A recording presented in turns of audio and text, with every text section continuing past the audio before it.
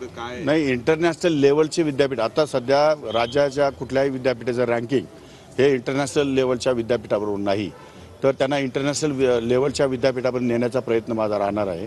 आणि वेगवेगळ्या प्रकारचे शास्त्रज्ञ किंवा मग लेक्चरर बाहेरून पार्ट टाईम बेसिसवर किंवा मग मानधनावरती कमी येत आहे का, त्या संदर्भातले इस्रायलमधून काही टेक्निशियन बोलावता येतील का, तोही विचार माझ्या मनामध्ये आहे. म्हणजे इंटरनॅशनल लेवलवरती आणून आणि आपल्याला ते शेतकऱ्यांना जास्तीत जास्त नवीन तंत्रज्ञान कसं अवगत करता येईल या दृष्टिकोनातून शासनाचा प्रयत्न राहणार. आपण भाषणामध्ये एक उल्लेख केला की कॅन्सर हॉस्पिटलमध्ये जाऊन बघा नेमकी काय परिस्थिती आहे, म्हणजे एकूणच शेतीमालावर जे पेस्टिसाइड वगैरे मारला जातात त्यावर तुमचं काही अंशी ही गोष्ट खरी आहे की फार अनावश्यक रासायनिक शेती दिवसेंदिवस वाढत चाललेली आहे.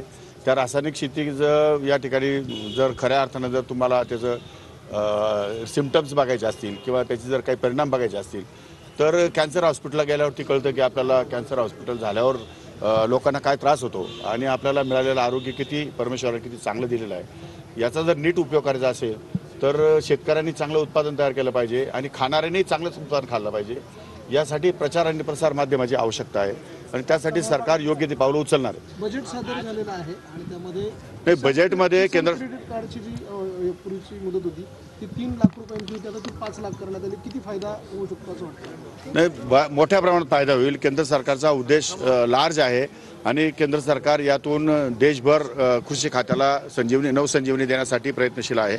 100 जिल्हे केंद्राने या ठिकाणी टार्गेट केलेले आहेत आणि त्या जिल्ह्यामध्ये जे काही जिरायत शेती आहे प्रामुख्याने तिथे तृणधान्य आणि कडधान्य याच्यासाठी क्रॉप पॅटर्नसाठी त्या ठिकाणी प्रोत्साहन देणार आहेत आणि त्यासाठी लागणारं इन्फ्रास्ट्रक्चर हे केंद्र सरकार या ठिकाणी पुरवणार आहे. त्या 100 जिल्ह्यांमध्ये महाराष्ट्रातल्या जास्तीत जास्त ते मी अजून माहिती घेतली नाही, पण महाराष्ट्रातले जास्तीत जास्त जिल्हे त्या देतील. कारण नाही म्हटलं तरी महाराष्ट्र फक्त 27% बागायती आहे आणि इतर भाग हा जिरायती आहे. म्हणजे 70% आसपास जिरायती परिसर आहे.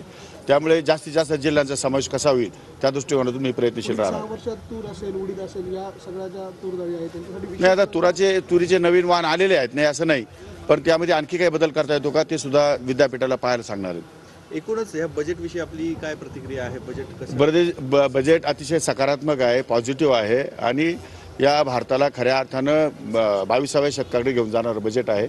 मला असं वाटतं की पंतप्रधान नरेंद्रजी मोदी यांच्या नेतृत्वाखाली निश्चितपणे सामान्य माणसाचं जीवन सुखकर होईल असा मला या ठिकाणी विश्वास आहे. शेतकऱ्यांना बजेटकडून अपेक्षा होती की बँकांचे जे कर्ज आहे, व्याजदर आहे ते कमी केले जावेत, सोबतच आहेत रासायनिक बी बियाणं आहे त्याच्यावर कुठेतरी अनुदानात वाढ केली जावी अशा पद्धतीची शेतकऱ्यांची मागणी. तशा पद्धतीचं सुटसुटीतपणा आणावं लागणार आहे राज्य सरकार आणि केंद्र सरकार दोघांनाही. व्याजाचा दर हा कमी झाला पाहिजे ती माफक अपेक्षा आहे शेतकऱ्यांची. त्या दृष्टिकोनातून आमचे प्रयत्न सुरू आहेत आणि